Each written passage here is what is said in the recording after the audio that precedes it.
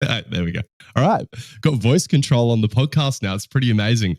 All right. Welcome back to another episode of the Hyperformance podcast. And Jack, honestly, you're going to have to remind me at this point, is this like your fifth or your sixth appearance on here? Because you've done a bunch with me and Oscar back in the day, but I think there was a couple with just Oscar as well. I think me and you have even had a solo ep. Yeah, I'm not sure. I reckon probably about 5, maybe 6. But it's definitely an honor to be back on. It's been a little while between drinks too, so should be good to get chatting today, having a bit of a yarn. Yeah, and that's it. And I mean, like, I don't think we've done the full Jack. Well, actually, after your first appearance on the show, I believe as well, was like pre-accident, was it? My memory is even just being jogged, or was it? Yeah, after the accident.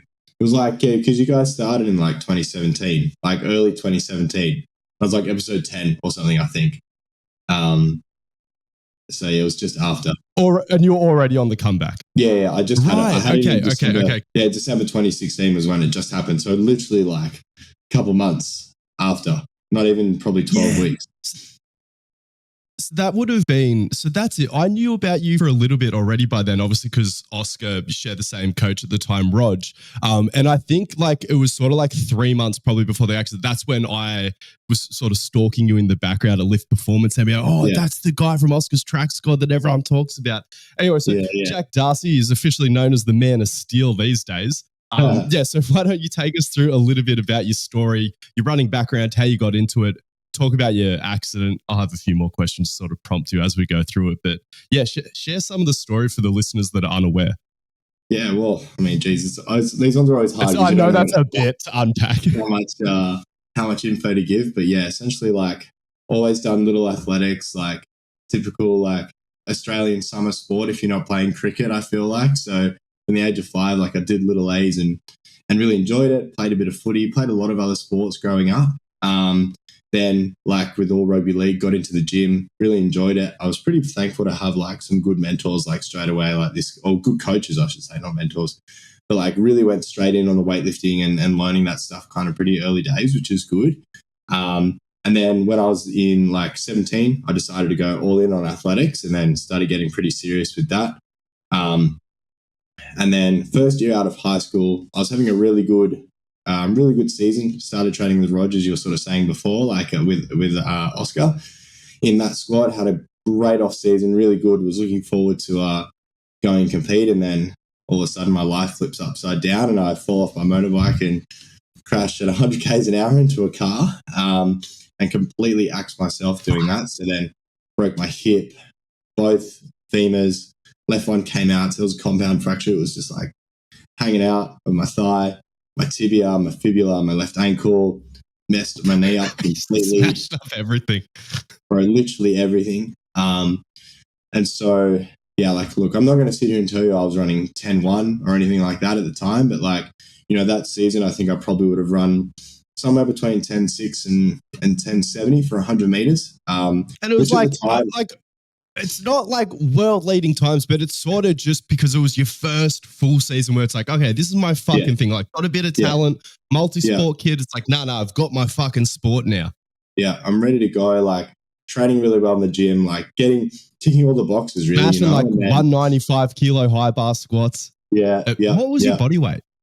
Probably 84 kilos back then. So, you know, getting up pretty heavy, and then power cleaning 140 kilos. So yeah, the age of 19, like pretty good. And at the time in athletics, like, you know, there's 4 or 5 guys that can run 10.0, but back then, like in 2015, 2016, like that's nearly probably top 20 in the country at the time. So like, you know, the bar's definitely moved since then. So that's where I was sort of working towards.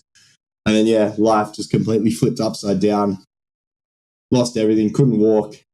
And then how did you get found? Did the car you collided with, were they called for help?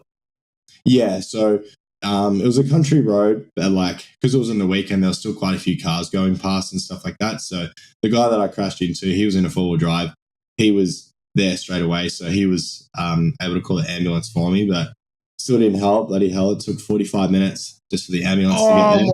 Oh my God, do you remember it much? Yeah, everything. Bro, I broke both my femurs and I still stayed conscious. Like I don't know how the hell that happened. Like, yeah, are there meant to be protective systems in the body that make you pass out, or you don't have those?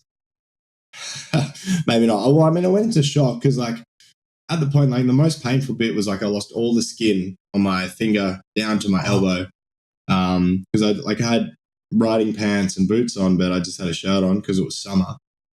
I haven't made that mistake again. And so like the most painful bit was like all the flies buzzing through my hands and like, oh my God. Like, on my elbow, the skin was nearly like completely gone. Like it was a 3rd degree. So it wasn't like flapping. Sorry as well, if you want to bin off any of this chat, you're more than welcome to veto. But like it was just gone. It wasn't like a peel, like a hangnail. Both arms, it was all gone, like just gone, like nearly down to the bone. So were you worried about blood loss, or was that not the biggest concern? You're like, I'm just in a heap of pain.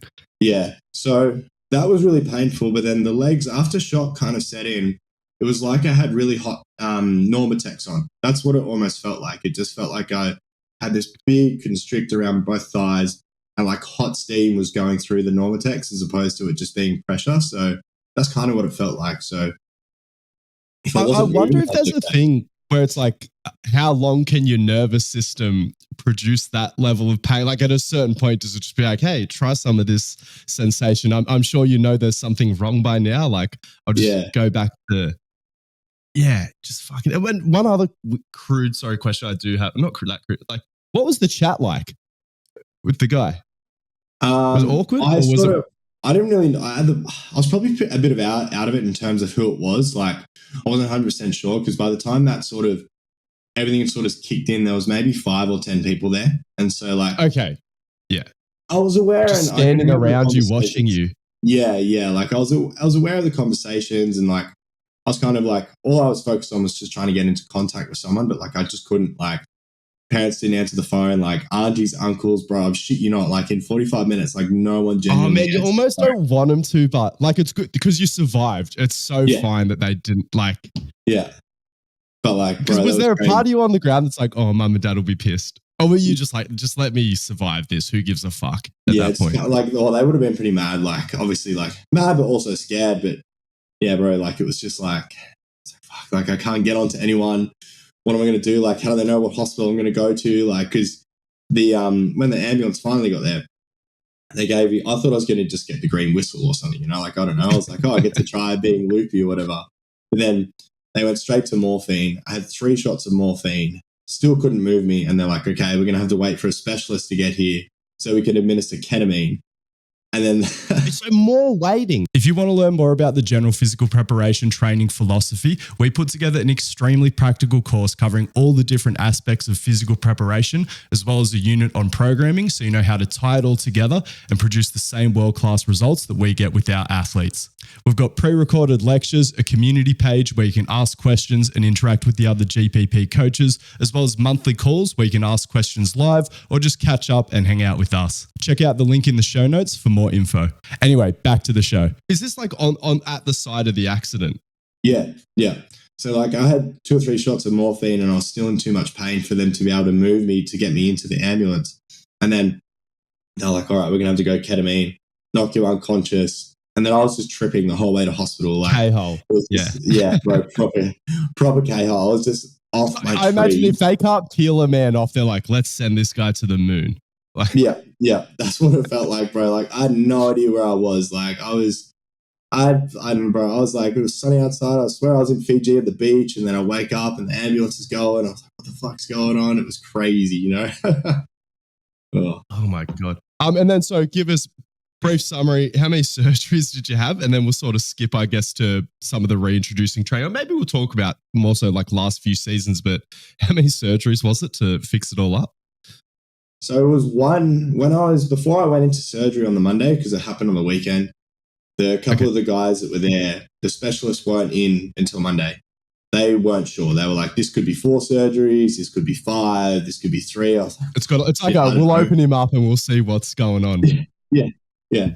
And then and then on the Monday, I went into surgery not knowing what it was going to be. All I remember asking the anaesthetist was, I was like, don't operate on my ankle because, like, if I get metal, like, I won't be able to run bends anymore. So, like, just leave that one. So like, you were already thinking of, like, what? How did you know that? You know, other footy players or something that had steel in their ankle and they could never get back to high speed running. I knew another track athlete at the time that had some wires and plates put in. and it was just struggled so much on the bend. So I'm like, this is my inside leg. Like, you can't operate on it. Like, do not, like, just put me in a boot. Just fix everything else up. Do you think would they have likely put wires in? Like, were they like, I don't know. Like, I had no idea what the fracture was. I had no idea what it was. I was just like, no, just don't operate on it. Like, if you don't need to, like, don't do it. And she was like, oh, okay. Like, I'll let him know. Like, I don't know if she was told him or not, but like, that's what happened. And then the main surgery itself, like, the guy, he was a young guy, like only like 38 or 39, so which is pretty young for an orthopedic surgeon. He just did it all in one go. 12-hour surgery. Just did like everything in one go. I woke up, I felt worse after surgery than I did like before when I had the accident, because like I just been obviously ripped open, like to like, I don't know, to explain like how they put the rods in. So like the broken femur. I've seen RPA and they like hammer it up there, don't they? Yeah. It's literally like a carpenter, bro. Like, they'll just hammer this like titanium rod up the middle of your bone. Like, he would have had to take smoko after that. Yeah, like, get out the Dare iced coffee and a cigarette. Legit. He said, when I saw him afterwards, he goes, I was so tired after that surgery. Like, that took everything out of me to do that day. So it was just one 10-hour surgery where I had a plate and a rod put into my hip, like right up into the ball and socket. Then I had a rod put into my right femur, a rod put into my left femur, and then a rod put into my tibia. And then that's how they were fixated. So then straight after that, like, I was able to walk pretty much within 5 days, like started getting up out of bed, and then that's how the rehab started from there. Thankfully, I've only had one other surgery since then. My tibia is still a non-union, so like it's like 80% healed, but I haven't had surgery yet. So just to when you say non-union, so the ends of it snapped, both ends are healed in their own right, but haven't. Oh, sorry. Yeah. So it's completely joined. Like, it's like just a little gap at the front of my shin. So around the back of the tibia, like around the rod, like, so imagine if there was like, if you had a hose, like you just cut out a piece of the hose, like at the front bit, that's kind of what it's like. Okay. Yeah. But you got this big old steel rod, so it's like, should be, in theory, it's pretty sweet. In theory, it should be okay. Like, the surgeon is still like, he still thinks I should have had it, but I haven't had it yet, and I've still been, running fast and lifting heavy, and it hasn't broken yet. So, I mean, I'll knock on wood. Hopefully, I've got a few more years left in it, but haven't had surgery yet. And then, so talk to us about, like, what are your last few seasons been like? I don't know, we're skipping over like 5 serious years of fucking rehab, or probably a better question, when did it stop feeling like rehab? If ever. Look, yeah, like, I mean, it probably, like, I still have days where I feel like I'm rehabbing, but probably 2 to 3 seasons ago, I started feeling like, oh, I'm an athlete starting to train again, as opposed to like a person that's rehabbing to try race again, if that makes sense. Yeah. So yeah, probably I've had 2 seasons where I've put in a really good off season. I've been training very similar to the rest of my squad. Obviously, I still have niggles. I still have random things because of all the imbalances and like just my muscle insertions. Like, bro, like my vastus lateralis on my quad, like it resected like about 15 centimeters. So like the insertion is really high on my right leg, whereas it's right down where it should be on my left leg. So I've got all these little imbalances. So I get these different niggles that I need to treat differently. But for the most part, the last 2 seasons, I feel like I've been an athlete that's training with my squad on the same path that they are and trying to run fast each season. So, yeah. Bloody hell. And then, so talk us through the times that you've been running this season specifically. So you've hit PBs in the 60, 100 and 200 meters and absolutely moving again. And that's the thing, like, for listeners, all your IG posts from like 5 years ago, 4 years ago, 3 years ago are still up, are they? Yeah, everything's still there. I mean, go back and have a look at it, because there was some rough runs in there. Like, it was all progress, but like there was just some stuff where I'm like, I'm watching a man, like, he's not moving that quick, but now it's just like, you're a fucking sprinter again. Sorry, you're always a fucking sprinter. I probably call myself like a state level athlete now. Like, I haven't quite qualified for nationals yet in the open, like men's 100, but like I'm a state level. Like, I'll compete at state and maybe come within, the top 50 to 100 of New South Wales. So the fastest time I've run is 11:21 windy for the 100, 23:05 for the 200. And then recently you don't run a heap of 60s in Australia, especially before the accident. But I ran the We might fastest now. 60. Yeah, exactly. But I run the fastest 60 I've ever run, which was 7:20. So Fuck, that's good. just in January this year. So like that's my fastest all time. So like I've only got 2 more to go before I run my fastest ever 100 or 200. So I know that I'm pretty close. Like one more season, maybe 2. Like I'd definitely be pretty confident in saying like, obviously, you know, barring injuries, I'd be pretty confident going sub 11 and hopefully probably sub 22 in the future. So yeah, mate, that'd just be a phenomenal comeback. It's so what's the go? You didn't get hit by the car hard enough to have a shot at the Paralympics. It needed to take a few more things off you. Yeah, I've had a few people ask that. Like I'm borderline in terms of what would be the most or the least disabled category, which is, I believe, T48, which is like permanent joint impairment. But because I have full neurological control, because I still have like over 90 degrees flexion in my knees, I don't actually qualify. So like as much as like I'd be what, it's an interesting thing. Hey, it's like what's disabled enough? Like, yeah, and I know they do have to just come up with an. I know it's not arbitrary, but yeah, ultimately you do just have to draw a line somewhere, I guess. Yeah, and there's all these things like, bro, even that's like, I mean, even that's a bit quite contentious. Because you've got to get reclassified every 3 years. Like people, because conditions like change. And some people will put it on, like, you know, make it worse before they've got their assessment coming up. Then they might get moved categories. It's honestly, yeah, it's pretty like. Whenever there's a line, people are going to exploit it, or whenever there's a rule, people are going to exploit it, whether it be able-bodied or, you know, para as well. But yeah, like if I had the choice of obviously having both of my legs or like, you know, being probably, you know, in a like, or losing one and being able to qualify, like I'd still probably choose, you know, having both of my legs, right? So still very grateful that I've got neurological control and can use all that and work with the body I've got. Like, so it is a bit shit. When I line up next to someone, I'm not on, you know, I'm technically not like in the same body. No Jack Darcy division, yeah. Yeah, you know, I'm not on the level playing field, but then also like they're the cards you dealt, so you just got to try work with it. And that's what's good about athletics. Like it really is you versus you until you're probably at the Olympics, I guess. That's what I tell myself when the 14-year-olds blaze past me at the local meets, and it's what I'll continue. They are getting faster and faster these days. It's honestly insane. Well, speaking of, before I pick your brain about how I can run faster, I'm curious to hear your thoughts about the current state of play. Oh, actually, let's go back to the Olympics almost. Did you watch Sprint Season 2? I know you watched the Olympics. Yeah. Sprint Season 2, I wasn't quite as much of a fan of, which was a bit crap. Like Sprint Season 1 was really good. But Sprint Season 2, I felt like it didn't really show enough of what. Nah, not so much. Me either. Like I respect him, but yeah, sometimes I'm like, come on, bro. Yeah, he's a bit over the top. And like just, I don't know. I feel fuck like there's you, a way COVID in the 200 meters. Like fuck that. Go win it or lose it and shut it. Like, you know. Yeah, I know. And like, and it's obviously like if Americans think Noah Lyles is over the top, like it shows how over the top he is. Because like if the most boisterous and like arrogant nation there is I feel like it's how he's over the top though. If he replaced the Yu-Gi-Oh cards for like dual pistols or something, it was like shooting them in the air at the end of the race. I feel like the Yanks would be like, hell yeah, brother. Yeah, I know, right? Just like it's just a bit too much of a weeb for him. Yeah.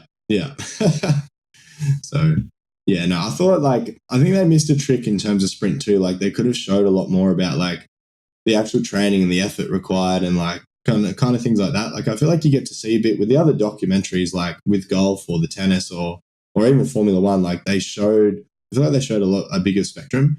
Whereas it's kind of like they just go, oh, here's this meet, and like that was that. Like, you know, or they showed like people just like talking shit where so much feelings was like all the time. And I understand they're trying to grow the sport, make it for a more casual audience, but I feel like shows always make that mistake where they're like the casual audience, they don't want to see behind the scenes and they don't want to see all the training and the technical stuff. They do, because that's what's unique about it. And that's actually how you create track fans. And like, maybe you won't net as many of the casuals, but you'll actually convert people. I guess maybe that wasn't their fucking goal.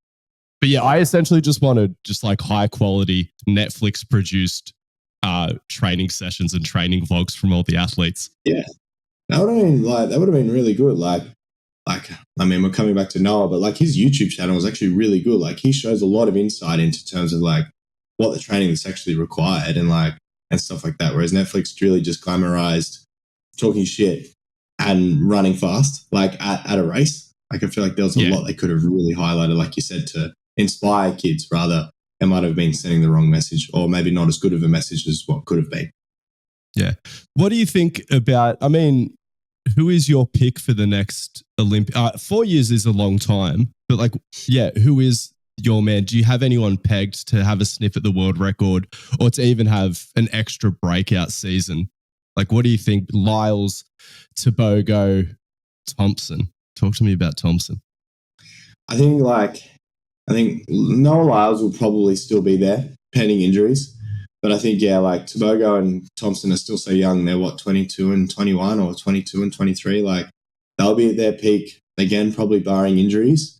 Like next Olympics, they're probably going to be the two guys to meet. But then again, in 2 years' time, like some kid, some high schooler, like 19 years old, like who hasn't run fast yet, could very well be there in 3 years' time, and he's 21 and he's the one pushing them. So, but yeah, like I would probably say Kashane Thompson. Like he's with Stephen Francis. Like he's produced so many athletes. Tebogo maybe if he keeps going, but like I'd probably hedge your bets on Kashane Thompson, be a safe bet, I feel.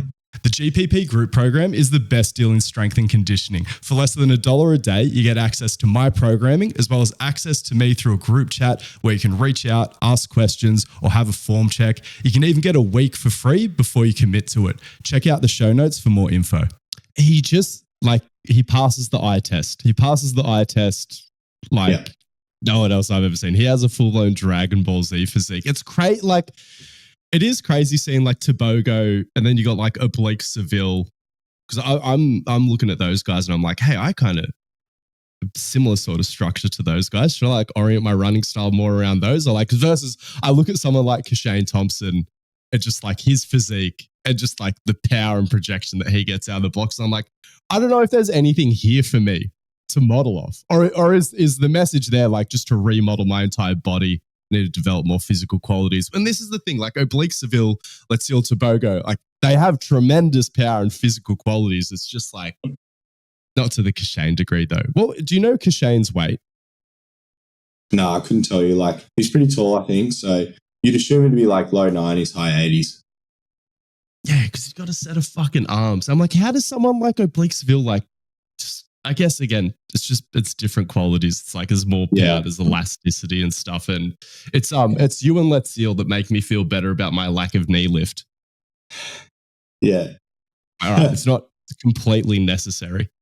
No, like there's two different types of runners. Like even if you look at the last race in Australia, like the guy that came third or fourth, like Chris Hughes, he's the shortest guy in the race, but he had the most knee lift out of everyone.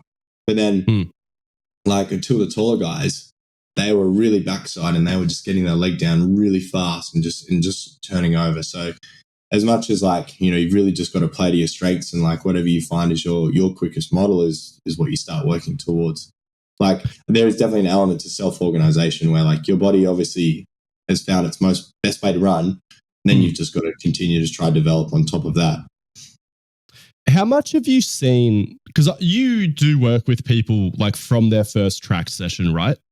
Yeah. And I know you've got some athletes that are like quite a high level, like running at a representative level. Have you ever seen someone come in? And again, you're probably working with like decently talented kids, but yeah, have you ever seen anyone's posture or running style change that dramatically over time as they've got faster? Or do you sort of see that fingerprint, let's call it, from day one? And it is always that sort of way in terms of those things like their posture, whether they're opened up or sitting a little bit more stacked, the front side or the back side. Have you seen an athlete come in and have no real knee lift at the start and then become someone who is fast and has a lot of knee lift? Or like I said, is it more that you come in, there's a bit of a fingerprint and yes, it cleans up, but there is that sort of signature to it? I think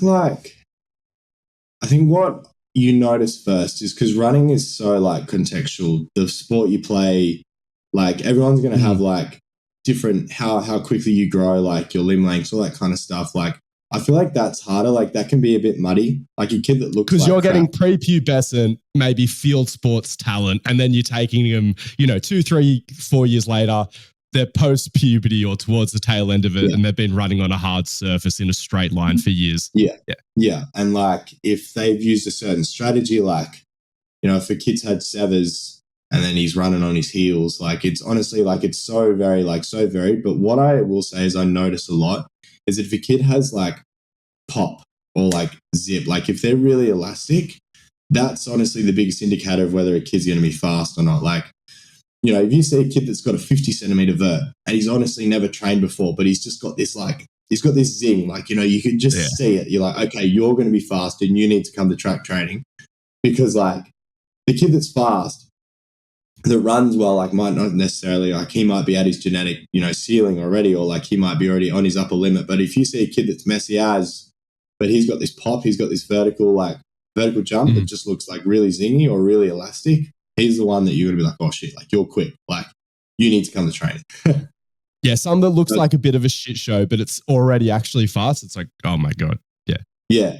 Yeah. And even if they not necessarily, even if they do run well or like, but if they've just got this pop that you can see, like if they can jump, that's probably a really good indicator.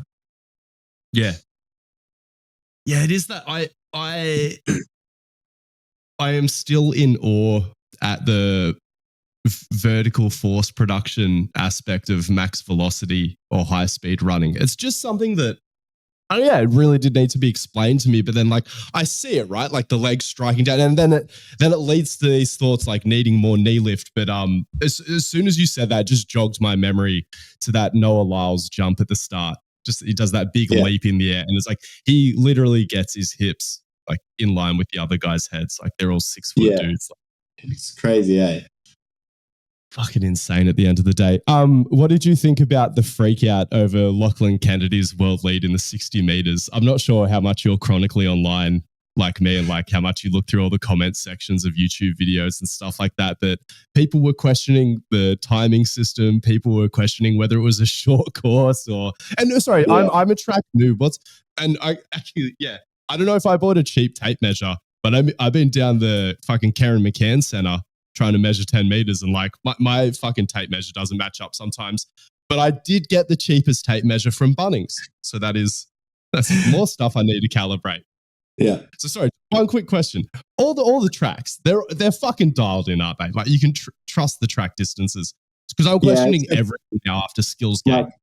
Like maybe Kenya, or maybe you judge the timing system or the wind gauge. The wind gauge is the dodgy one. Like if you look at you look at some place and like you think, oh geez, like you see there's been videos in the past, like even in Australia, you can see the trees are sideways. The trees are sideways, and then you watch the video of the race, and there's some guy standing in front of the wind gauge like this, and you're like, well, that's why the wind wasn't recorded. That may or may not have happened a couple of years ago for a kid to qualify for an Australian team, but anyway. I like that. No, if other countries are out there doping their athletes up, the least we can do is like park a big unit in front of a wind gauge to get one of the boys over the line.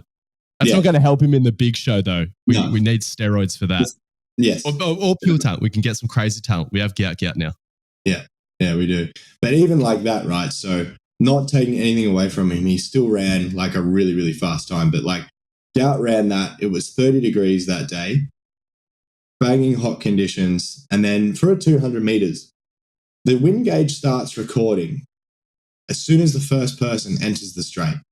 So like for the first 100 meters of the race, there's no wind measurement. So if the wind is blowing like a cross tail, so imagine if it's blowing at 45 degrees, you could run with a 6 meter tailwind on the bend and get 60 meters of the race with pure assistance. And then when you get onto the straight, because it's blowing across the wind gauge, it's not direct measuring as a direct wind. So like in reality, what could have been 4 or 5 meters per second tailwind for 100 meters of the race was really is unrecorded. Should we ban outdoor athletics? Is that the? Because I'm just trying to troubleshoot this. Because I totally see what you're saying, but I'm like, I just quit now. So now every 200 record in my head is just blown up. I mean, I'm sure Bolt's still the fastest, but. Well, so that's the thing, right? Like every Olympic final or world championships is run in a stadium. You look at the win readings for every like world major championship final.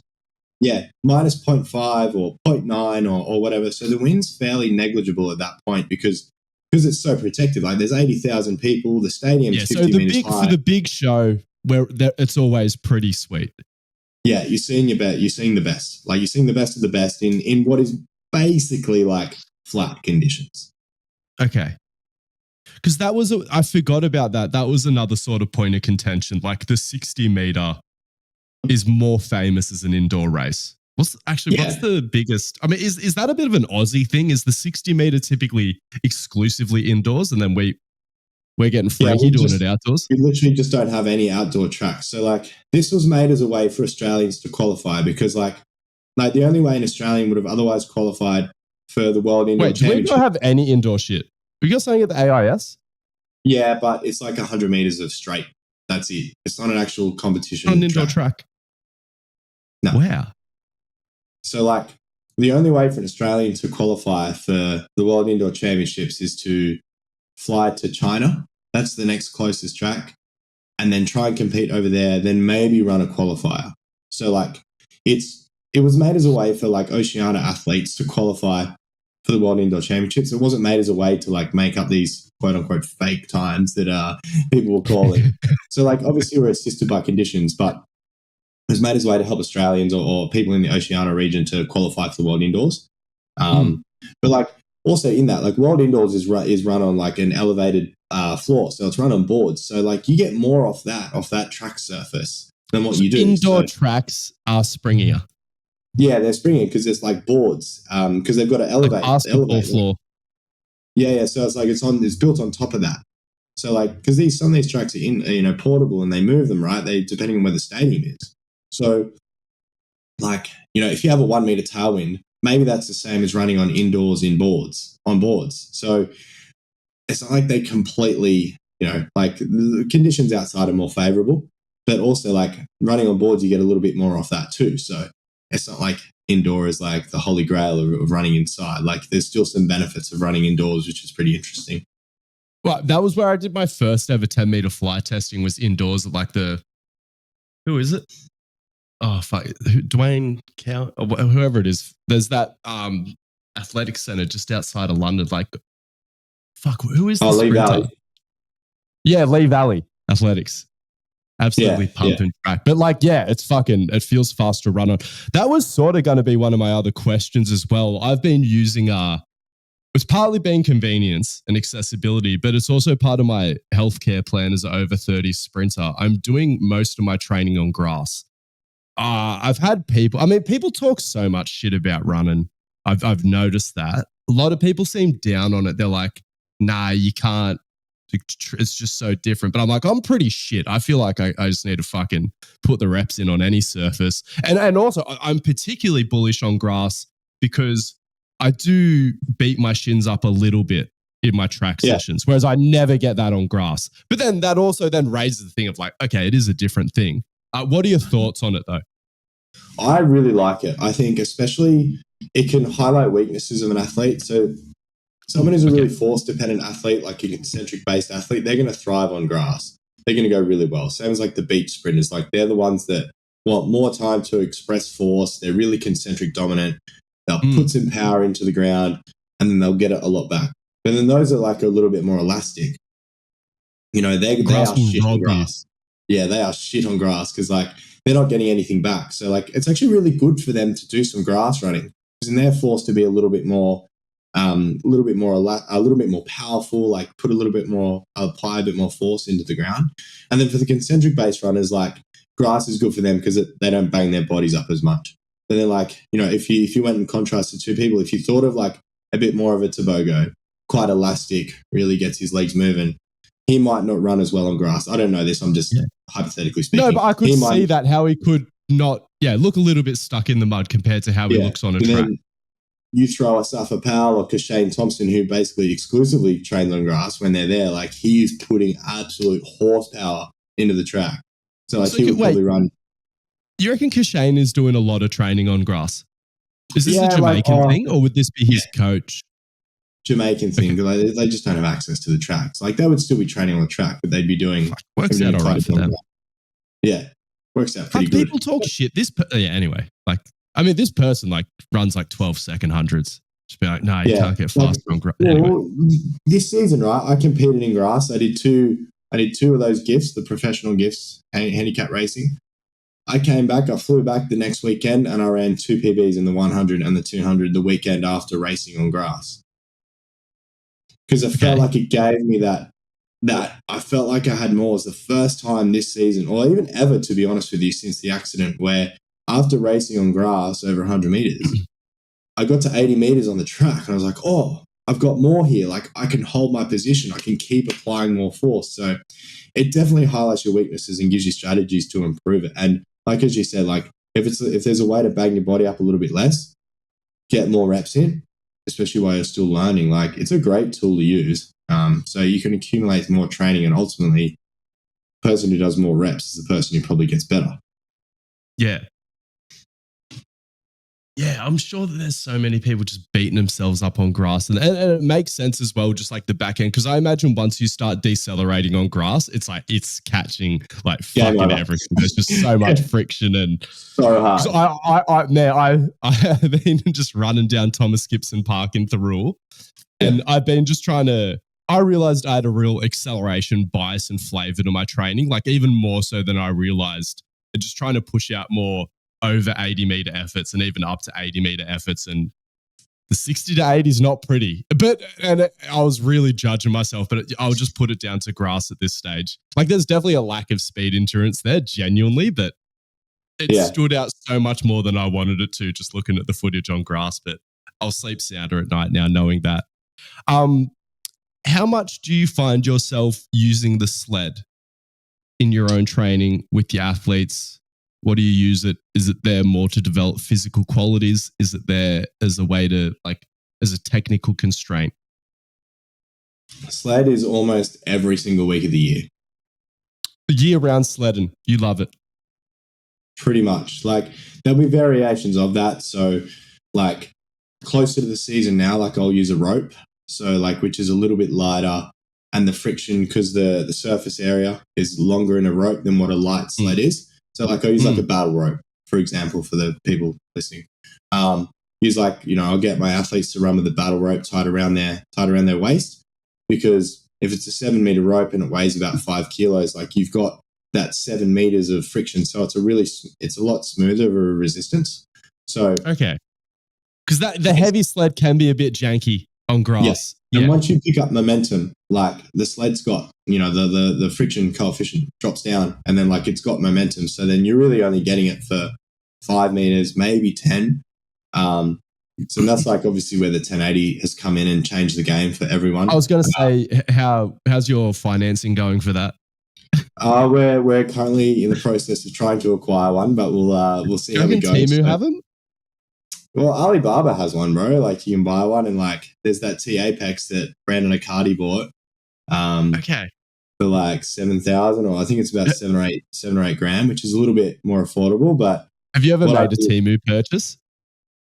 No, I haven't. It feels dodgy. It feels fucking dodgy. Yeah. So yeah, no, I pretty much exclusively use the sled year round. In the off season, it's much more general, as you said, physical qualities, teaching positions, and then as you get closer to track season or in season, it's making the sled a little bit lighter, doing it from block starts, doing it where like you're running at a closer speed to what you're actually running in the race, so you can model those segments, whether you want to model your 0 to 10 or 10 to 20 or anything like that.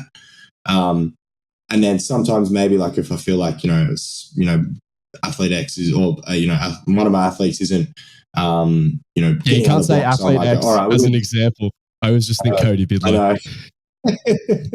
Yeah, no, Cody, why am I coaching him? So like, if I've got an athlete who's maybe not pushing out or like not feeling it, like I'll put them back on a heavy sled to give that context or to give that position again to recapture that again. Do you ever go rope out of blocks? Because you can't really go sled out of blocks. Hey, you could go 1080 sprint out of blocks. I imagine it wouldn't get, but yeah, you could go rope out of blocks. Yeah, I literally did that on Monday. I did that on Monday. Maybe I'll post it. Post it on Instagram. But yeah, I did that on Monday with my guys. Because if you got a harness, or you like literally, no, it'd be too bulky literally tying the rope around their waist. You just got like the clip it to the sled harness. Yeah, just literally from a sled, like just took it off that and put it on the rope. All right. It's another trip to Bunnings for me this afternoon. That's going to be a good one though. I haven't gone in the blocks in a couple of weeks. I've been trying to work out this whole use the back leg thing out of the blocks. I'm like, I'm just hearing about this. I'm like, got to use fucking both of them. Just immediately push my blocks closer together. Yeah. No, like rocket squats in the gym, like even though like rocket squats are kind of a good thing to feel that, or like a prowler push where you're like working on both legs and you have to set in that position, push together. I did some of that last week. Yeah. I was anti-prowler. The shin angles you get on the prowler are fucked. I'm so sold on the prowler after just being a sled supremacist. I got the sled and I was like, mate, what are you doing? You got your arms restricted. It just feels shit having it in front of you. But if you want fucking shin angles, and exactly right, I got myself in a staggered stance and I just tried to feel both legs contributing for that first sort of push. And the only thing though, just like complete lack of sliding out a lot, because obviously can't bring spikes onto the fucking gym track. Do you have any solutions for that, or is that just part of the logistics? Yeah, just part of the logistics. Like if you can get some shoes that are a little bit better, a little bit grippy, or like you can even practice like doing like if you've got a jammer at the gym, or like you go into a rack and just work on doing an ISO push. You can. It's about as good as. Yeah, and then same thing. Like you can pair it with a jump. So you can start with like your legs split stance. And then you jump. So then you've got to jump and do a split stance broad jump, and then really quickly recover your back leg through to then do another bound. So that's just giving you more broad jump into some bounding. Yeah. Because I tried acceleration bounds, and that was just another absolute prick of a drill. Like, fuck, there's so much coordination involved with this shit, man. It's like, fuck, I can't imagine what it's like when you blow your lower body to smithereens and then all your muscle attachments change around and shit as well. Because, again, just got to re-coordinate all that shit again. Speaking of the shoes, there was a pair of Nike shoes that you didn't like, right? Was this them? No, they're all right. I like the Victories. They're pretty good. The bubble wigs me out. Yeah. I don't know. I haven't made my mind up on it, but I was like, is that what Jack's referencing? It's just very noticeable. Versus something like this, I never have awareness of my shoe when I'm running in it. And so that's it. Like, it's not even that I feel slower in the greens. But yeah, that fucking bubble. But then again, I guess I see pros running sub 10 in them. So it's like, it's probably just a skill issue, isn't it? Well, yeah, a little bit, but also like it takes a feel, like proprioception of the ground and your awareness of where your foot is in space is really important. And the Max Fly takes that away. Yeah, the Max Fly takes that away. So people don't really like, the general knock on the Max Flies is that it's shit for acceleration, but it's great for top end speed. That makes sense. Yeah, which is like that proprioception awareness and like the extra stack height and the bubble. Whereas like if you've just got a piece of thicker foam, like you can still feel the ground, like on the Adidas SP3s or the SP2s, like it's just foam, but it's more foam. So, but you can still feel like you feel the ground. And then as soon as you get into the bubble a real Nike thing, is it? Yeah. Okay, I might try Adidas or something like that. I don't want to fuck around with bubble in my shoe. Then it's even different because the Adidas is really forces you into more pronation. So then if you've got ankle issues or like Achilles issues like that Adi dumps you into pronation. So like my ankles are cooked. So I love running in the Adidas SP3s. But because of just the aggressive angle and the aggressive pronation, excessive pronation. I'd be sweet.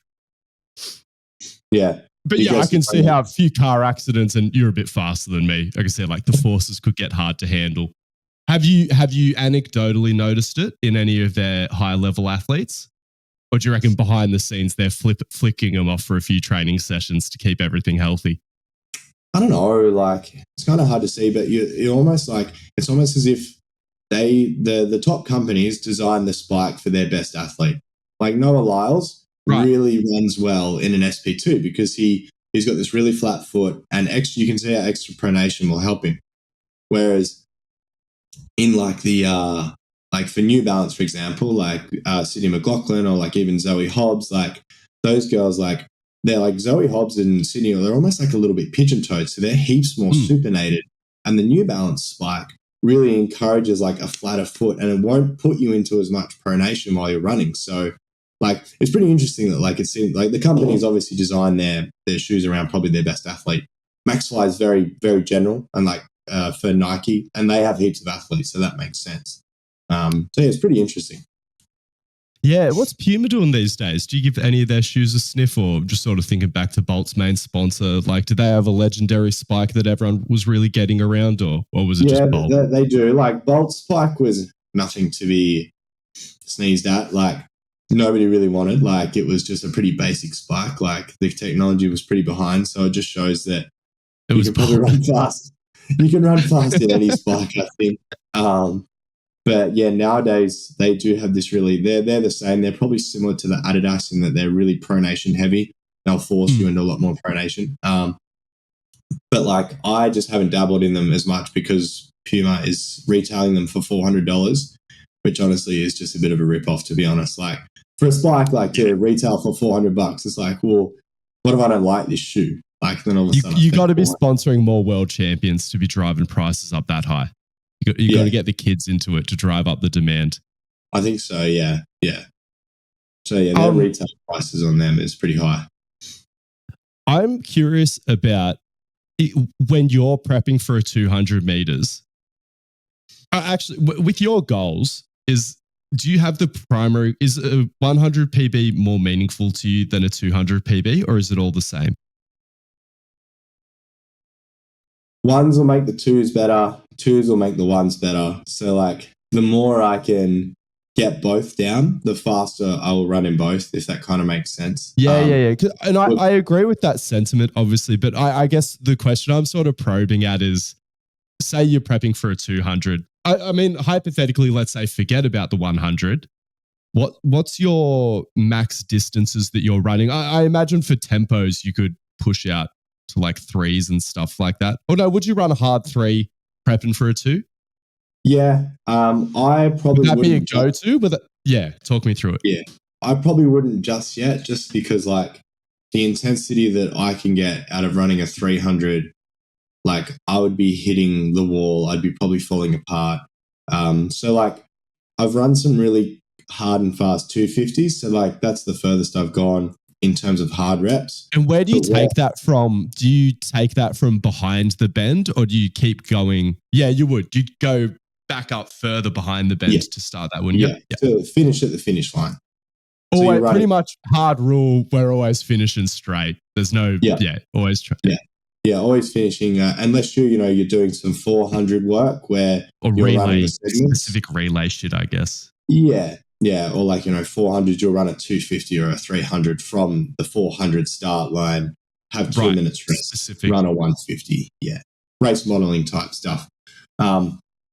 We're on a hard 250, but like where you get bang for your buck out of like 200 development or that speed endurance, or like what you would consider pure speed endurance is like running 380s on 30 seconds or 60 seconds rest at full tilt, like complete full tilt. So you're running total. You can bring down the rest period for speed endurance. Yeah, I've been too limited to be like, oh, you've got fucking a minute for every 10 meters, and like, obviously good for high quality, but like I could be getting my speed endurance sucks ass.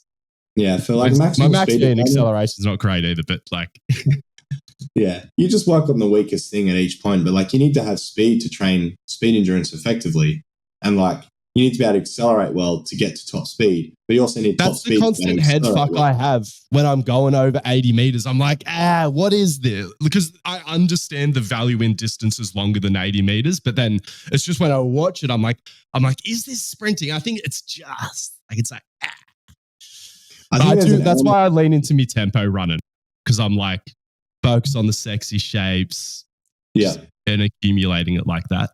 I think there's definitely an element to hard work though, like in terms of like pushing yourself to that point of breakdown, because like you don't know where that is, and then you can start, like, I feel like that's where you start learning a lot about your running and your positions and stuff like that. So to run 80, 90, tells you what you run like, hey, like, and it tells you where the errors, very honestly, I find like no other constraint. Yeah, absolutely. But coming back to your question, for the 200, like 250 is probably the furthest you can get away with running. Most people, like there was a report on the 2019 World Championship finalists, and they surveyed all of the finalists, and pretty much every sprinter had a 250 PB and they had a 150 PB. Other than that, like, it was a bit of conjecture as to whether, like, some people run a 300 in training, others didn't. Like, but what was like very common across every finalist in the 200 meter world champs in 2019 is that every runner had like a 250 where they ran about 26 seconds, and every runner had a 150 where they ran about 15, mid 15. So like, you need that over distance, you need that practice over there, but you also need the pure speed to be able to get to that max velocity in the race, which is a 150 and a 60 and whatever else. So because Letziel did smash the 300 world record like last year, wasn't it? Or was it a bit longer ago? But he was also a 400 guy too. So who knows if he was doing a lot of over distance work or if it was just fucking Letziel being Letziel. Yeah. But I think that butter zone of 250 to 150 is like the GOAT for 200s. And then, so I'm going to assume, because what my next question was going to be is, let's forget about 200 then. Priorities the 100. What's the longest distance that you're having him hit? Do you ever have him hit a 200? It sounds like you're going to say 150. Like, I like a 180 or like a 20-second run. Ooh. They're really good. Time runs are really interesting, especially when you don't know when the finish line is. So you've got to really focus on holding your form and like just running like without a finish line. It's really cool to see. But if you're going to be a 100-meter specialist, probably like that 180 mark, maybe a 200, but 180 to 20-second runs is really good. That's the running for time. It's blowing my mind. 30 seconds, that sucks. A 30-second all-out sprint. It's disgusting. I think I'm going about 215. I got to get over 220. I'd have to quit. Nah, you get 220. I've done I can't remember what my 400 was. I've had 2 cracks at a 400 in my life. I got my sub 60 and I was like, don't know if I'll ever do that again. 400 stuck, bro. It's so hard. What have you dropped for a 400? Or have you not touched that poster? Are you like, fuck that? I ran my first 400 this season and I ran 55 seconds. But that was after I ran a 100. So I know that if I ran far, if I did it one out, maybe 53, maybe 54. But geez, it sucked. I was like, well, I don't know if I want to do that again till next season. Yeah. It's like, I just feel like so many people in their heads think that they could sprint for 400 meters, but it's like, it's so fucking hard. Yeah. It's impossible. It's Wade Van Niekerk and that's it. That's the only, even like looking at elite guys running 400, it's just like, you look at their mechanics and just the entire gait compared to like 100 and 200. It's like, it's really barely hanging on to anything that resembles sprinting. Yeah, like their last 100 for most people is going to be below 90% of what their ideal, 100-meter PB technically would be. Maybe like 91 or 92%, but it's definitely not that fast. Like compared to what 100 meters, like it's chalk and cheese. Yeah, it's absolutely crazy. But the reason I did a 400 this year was that I made a few of my guys do them. I was like, all right, you're running 400s. It's like, shit, I can't like not make all these guys do it and me not do it myself. So, right. So it's just to sort of try to maintain your dominance and respect levels as a coach. Yeah. Yeah. I was like, all right, I've done it now. Do what I say at training. We absolutely love doing this show. And one of the most exciting things for us is watching it grow because it means we can commit more time to it, as well as have access to better guests to bring you even more quality content. One of the most impactful ways you can help us grow the show is by shouting it out, screenshotting this episode, and sharing it on your stories to let people know that you're listening. Don't underestimate how influential you can be on helping us grow this show, and we appreciate it so much. I was meaning to ask you, because I think you're actually using this timing system. My mate sent it to me. Can you speak to what timing system are you using currently? Talk to me about how much it was and what's your experience been like so far? I use Timing Mate, which is an Australian company. He's actually a discus thrower. Came second or third in Australia last year. And he does all this. Wait, it's not Matty Denny, is it? No. Okay. He didn't seem like a guy to do that. Yeah, like Lockie Page. He competes in all this, all the Scottish Highland Games stuff as well. So it's really cool. Like he does all the log tosses and all this kind of shit. So it's pretty cool. Yeah, he's like a computer engineer or something and made his own timing gates. He makes the barbell, mate, as well. You know, the cheap VBT? Yeah, because that's it. One of my powerlifting mates was the one who told me to check it out. He's like, oh, this guy who's selling heaps of VBT, he's doing timing gates because shout out to Joey Zingini. He was my mate I go down the track with and we run our bullshit times through our skills gates. You know, he was one of my first personal trainers ever. Dude, Joey is so deep. He has trained so many cunts. I'm actually shocked. I mean, because it was just sort of running through my mind that you grew up in a similar area. And obviously he's a footy here. Dude, Joey started power building in Australia. Yeah, I reckon. So, how old would I be? I would have been 13, bro. And he was 15. That's crazy. You know, Joey. Yeah. He's such a mad cunt. I fucking love him. Cool.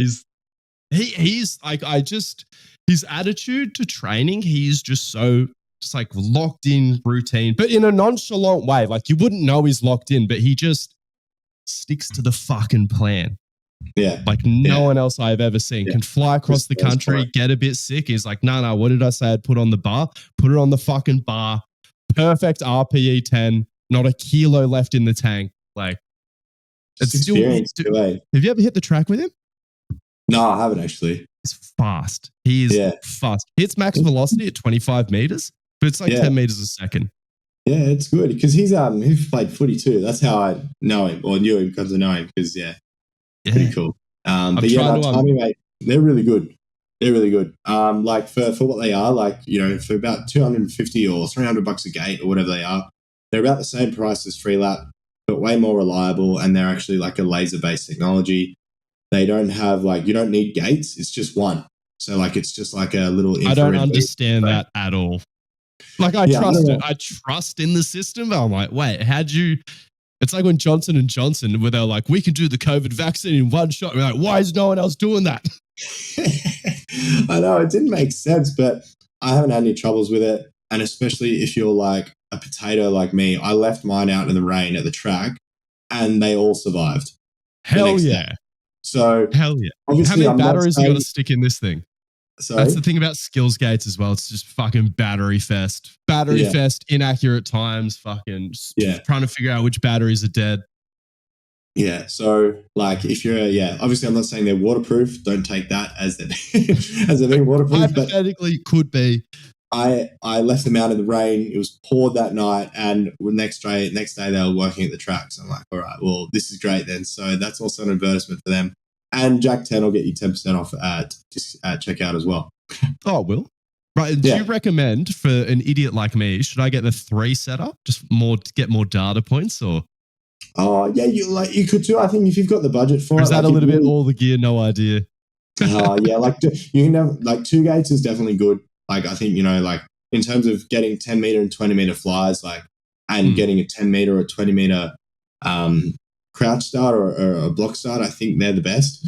3 is useful, but I think 2 is definitely a good starting point. For what you're using them for, 2 is good. Yeah. Max velocity, 10 meter fly, 0 to 5 or 1 to 6. Yeah.